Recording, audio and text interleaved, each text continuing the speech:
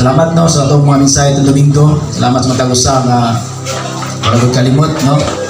So patutupod nga mensahe ni Pastora no. Mabuti ako mensahe ko dito sa kwan. Dito sa Lambid no. Lakon tayo lahat to destination of every spirit no after death no.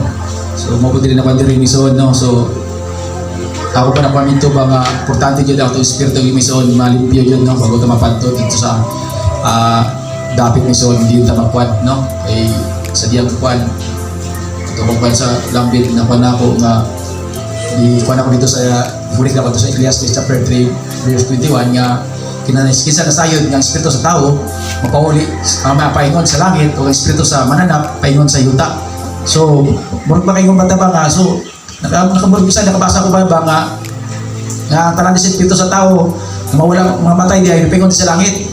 So may giyan mo sa Ginoo ba no. So gikunig na ako tumayso dito sa kwan sa Lucas chapter 16 verse 19 to sa Lucas 16 16:22 nga sa diyang namatay mingson si Lazaro gidala sa mison sa langit ug ang dato namatay ug ang gilubok ug nagadto dito sa yuta. So nakita to ba nga kana day mingson nga ang tao day mingson nga dunay batasan sama sa mananap no. Samtang nabuhi sa kalibutan na mingson dili may tumiso sa langit kundi madtulo sa yuta no. So sa mga mananap mingson example ta katong iro no sama sa mananap ng iro no. Ang kinabuhi mingson sa dato sama pa sa iro mingson Hakob no. Natawa ng iro butay pagkaon di ba mo kaway na Hakob no. So ang Hakob mingson dili ko mingson espiritu ni no kay sumala sa Efeso 5:5 o sa Colosas 3:5 nga ang kahakog isa ka bagay sa pagsimbag Diyos no. So ni mga kahakog mangison likaya ko nato ni no di kay sa oras sa Ginoo no.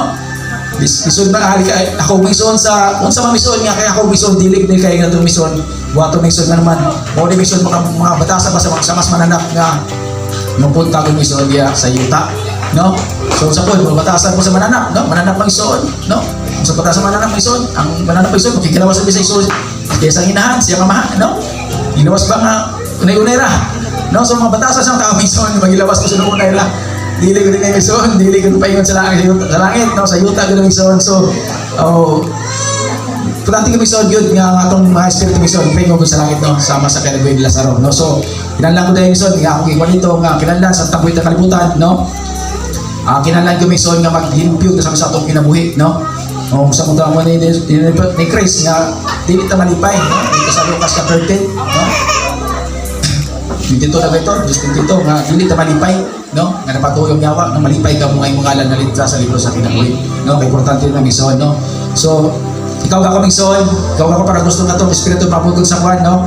Di kay kita mison no nga ang ginahiyagod sa magos mananap no. So kung mananap pag sa pula to kanding ibang kanding pag sa mas mananap mison ginawa nimo masukol yun no. So may son mga buhat mga batasan mananap mison dili ko makato sa langit no.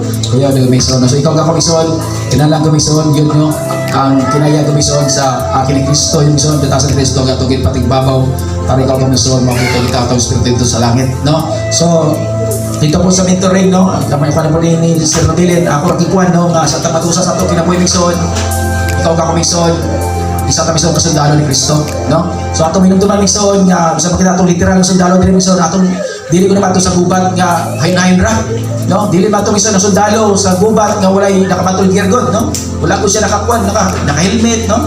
No, wala ko sa mison mga kaon lang helmet na sila mison tawag no tapos nakapatul gergon no. Kumpleto yun kumbat no. So sa atong kinabuhi mison dili mison gipakuan ni Pastor Lolong sa Efeso no. Sa kay Efeso kay kanang Efeso mison usag ni kadapit mison diin mison balik daw tan mga tao dito no. So sa atong kinabuhi karon mison dili sa ato pod sama gyapon sa Efeso no kay kaning mison kaning mga dapit mison nga kwan asin sa nasa mison naara man gud ang kampo ni Satanas no naamong dapit